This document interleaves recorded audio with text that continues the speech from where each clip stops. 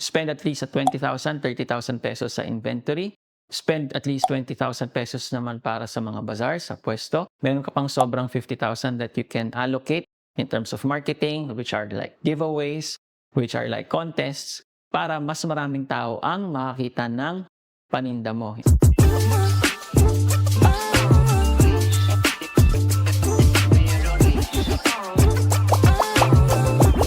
Hangganan maging purita, bawal maging pagbebe. Business ideas that I highly recommend that you can start off etong holiday season. Isa sa mga ito, ginagawa na rin mismo, kaya hindi ito puro theory lang. Hi, I'm Neil Reichel and welcome to the channel. Meron din po akong podcast called The $1 Million Filipino Freelancer kasi ang ginagawa ko rin isang negosyo is nagpi-freelance din po ako. Anyway, going back. So, if you are at the stage right now na, uy, holiday season, parang gusto kong magnegosyo. Okay, whether ikaw ay isang full-time entrepreneur na or whether ikaw ay isang namamasukan pa rin, walang masama. I think these are side hustle, side businesses that you can get the ball rolling and simply get yung mga quick wins and say na, uy, pwede, sige nga, makakuha nga ng mga bagong business ideas. Eto siya, nilista na namin ito para sa inyo at natesta namin yung iba dito. At ito ngayon, meron din kaming ginagawang bago. Ngayong holiday season, especially kung ikaw ay isang katulad namin noon na bazarista, kung ikaw ngayon ay nag-iisip na sabi mo, uy, teka, sali nga ako ng bazaar. Pwesto nga ako doon. Pero ano kayang pwede kong ibenta? I have good news for you. Number one is, yes, congratulations kasi ginamit mo yung kokote mo, ginamit mo yung utak mo. And you might be asking why? Kasi alam mo na ang bazaars is a good source of buyers. Hindi yung maghahagilap ka, saan kaya makakuha ng benta? Eto, alam mo na, mga bazaars. Okay? At ang bazaar sa pinaka-paborito namin ay yung mga nasa area na malapit sa offices. Yung alam mo yung puro mga empleyado ang nasa paligid na to. Kasi ang kailangan nila sa panahon na ito ay pang-exchange gift.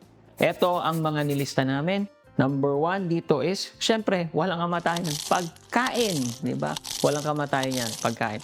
Okay na okay ang magbenta ng pagkain sa mga bazaars during this holiday season, except mga panising. Okay? Huwag ka na lang magbenta ng mga panising.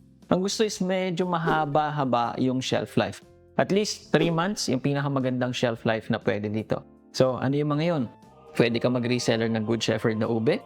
Tipo nga, para hindi na ikaw yung mag-isip ng idea. Kasi ang binibenta mo naman dito is convenience. Hindi na lang kailangan pumila pa, pumunta pa ng Baguio, maghanap pa sa marketplace, sino kaya mga pwede dito. Eto, makikita nila mismo yung product, nasa sa'yo na on hand na, at may uwi na nila, alam na rin nila na masarap. Anyway, does it mean na Good Shepherd lang ibebenta mong ube? Hindi, naisip ko lang siya kasi paborito ko siya. Pero ang point dito is that it doesn't have to be you who's creating the product. It can be a product that you can resell at a margin, at a profit. At ang binibenta mo nga dito is convenience. Or you can also create your own product as long as hindi siya panisin. Kasi, for all you know, binili niya ito ngayon, next week, 2 weeks, 3 weeks, or a month from now niya pa ibibigay yung regalo niyang ito. So, huwag kang magbebenta ng panisin.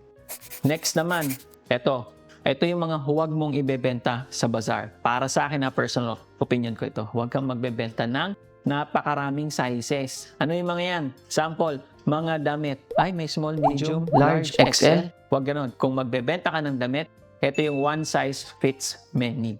Yun ang ideal na gusto kong ibenta at nakikita kong bumibenta nung nasa bazaar kami. Huwag ka ring magbebenta ng mga rubber shoes, sneakers, mga slip-ons, mga flat shoes. Huwag na. Kasi ang sakit sa ulo. Imagine lang, huhulaan mo. Ginanin kaya ang o-order ng size 8.5 ng brown na to? Sabihin lang natin, piloso po, wala mang half size eh. O sige, ilan ang ordering kong size 8? Ilan ang ordering kong size 9? Ilan ang ordering kong size 7?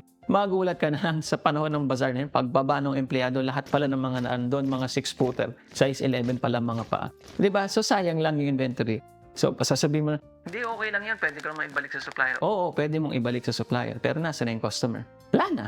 Naglaho na. Bumili na lang sa iba. So, wag yun ang ibenta mo. Ito ang benta mo na next. Ang ibenta mo na next ay personalized tumblers, personalized mugs, personalized cups, glasses, kung ano man yan. Basta yung pwede mong ilagay yung mga pangalan ng pagre-regaluhan nila. Tapos, nakalagay pa is from. Naku, gustong-gusto na yan. Siyempre, credits eh. Para maalala na, sino ba nga ba ang nagbigay nito? So, yun ang pwede mong ibenta. Eto ngayon, ang isa sa pinaka-paborito namin. Noon kami mag-asawa, ang binibenta namin noon was leather bag tags. Anyway, it was my wife's business at hindi pa kami masyadong busy dahil ngayon meron kaming bulilit na binabantayan and then we sent to school. Pero noong panahon na hindi kami ganun ka-busy, leather bag tags as in hataw talaga siya. Bakit siya hataw? Para sa akin, siguro one thing is that it's unique, it's different.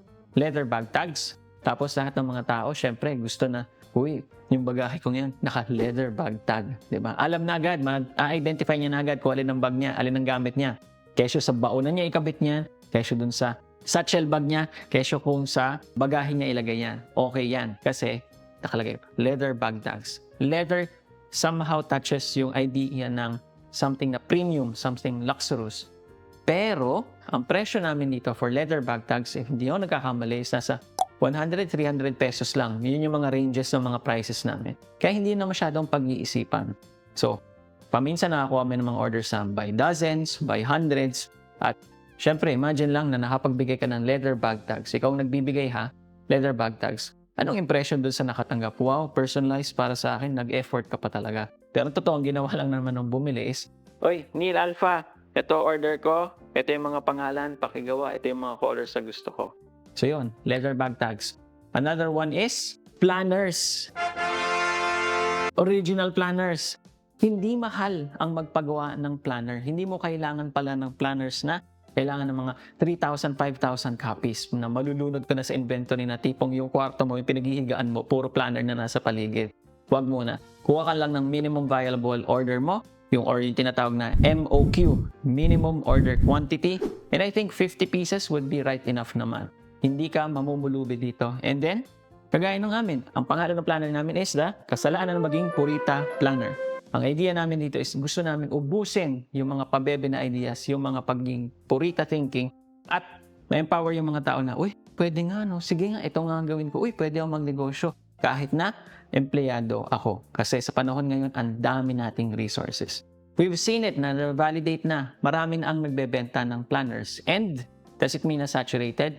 Pwede. It can also mean that it is a tested market.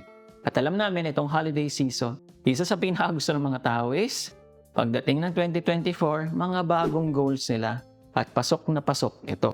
You can start creating your own planner as well and start selling it. Masyado bang malaki yung risk? Masyado bang malaki yung puhunan? I don't think so. If meron kang puhunan ng mga around 50 to 100,000 pesos, tingin ko exage na yon. Spend at least 20,000, 30,000 pesos sa inventory. Spend at least 20,000 pesos naman para sa mga bazaar, sa pwesto. Meron ka pang sobrang 50,000 that you can allocate in terms of marketing, which are like giveaways, which are like contests, para mas maraming tao ang makakita ng paninda mo. In our case is, ito nga, personalized planner. Or in our case is, our own original planner.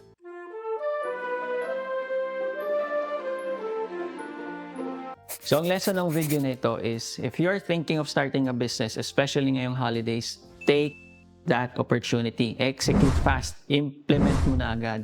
Pero wag masyado yung malaki yung risk mo. Ang point nga dito is that you get that experience, yung quick win na masasabi mo na, uy, na-experience ko na rin ang magnegosyo. Can easily pivot or you can easily think of another business altogether.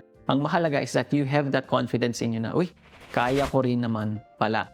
Anyway, this is Neil Raikel, and kung first time mo mapanood, always remember, ang lagi naming sinasabi sa podcast and now sa channel nito is kasalanan maging purita, bawal maging pabebe. Siyempre, wala tayong choice. Kung pinanganak tayong mahirap, okay lang yun. Wala tayong magagawa. Ang may magagawa tayo is, do we choose to stay na maging purita? Para sa akin, ang sagot is hindi tayo nilagay dito para forever maging purita. Nilagay tayo dito para pakinabangan lahat ng resources na meron tayo at turn our disadvantages into our own advantages. Yun lang. Make sure na mag-subscribe ka at press mo yung notification bell. O yun lang. Bye, bashers!